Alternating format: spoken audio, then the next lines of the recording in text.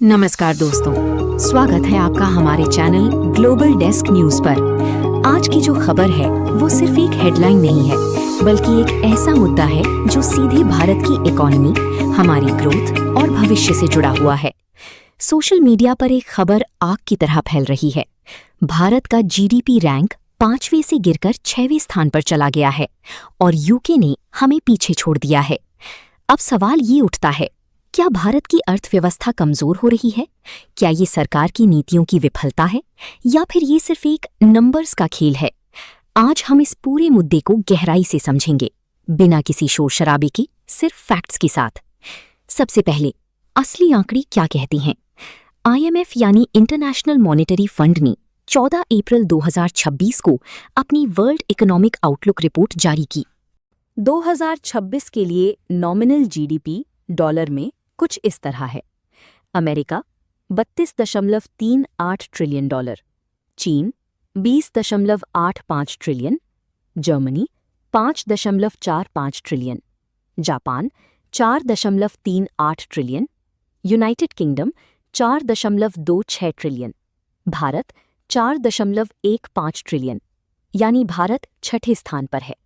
लेकिन यहाँ एक जरूरी बात, 2022 से 2024 तक भारत 5वें नंबर पर था और 2022 में हमने यूके को पीछे छोड़ा था। तो अब ऐसा क्या हुआ कि हम फिर पीछे आ गए? कारण नंबर 1, रुपए की कमजोरी।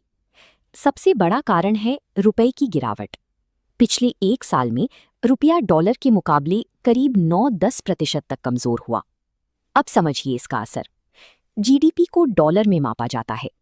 अगर आपकी कमाई रुपए में वही है लेकिन डॉलर महंगा हो गया, तो आपकी वैल्यू अंतर्राष्ट्रीय स्तर पर कम दिखेगी।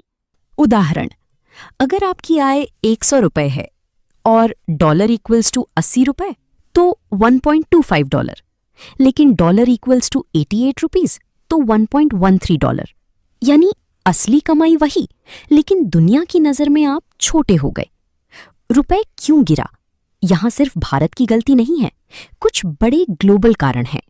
कच्चे तेल यानी क्रूड ऑयल की कीमतों में बढ़ोतरी, मिडिल ईस्ट में तनाव, ईरान इजराइल, विदेशी निवेश यानी एफआईआई का बाहर जाना, डॉलर की मजबूती, यूएस इंटरेस्ट रेट्स, इन सब ने मिलकर रुपए पर दबाव डाला। कारण नंबर 2, 20 ईयर रिविजन। फरवरी 2026 में भारत सरकार ने जीडीपी का 20 ईयर 2011-12 से बदलकर 2022-23 कर दिया। इसका मतलब क्या? ये एक टेक्निकल अपडेट है जिससे इकोनॉमी की नई संरचना को बेहतर तरीके से दिखाया जा सके। लेकिन इसका असर ये हुआ कि नॉमिनल जीडीपी में 3-4% की कमी दिखी, करीब 12 लाख करोड़ रुपए का अंतर आया।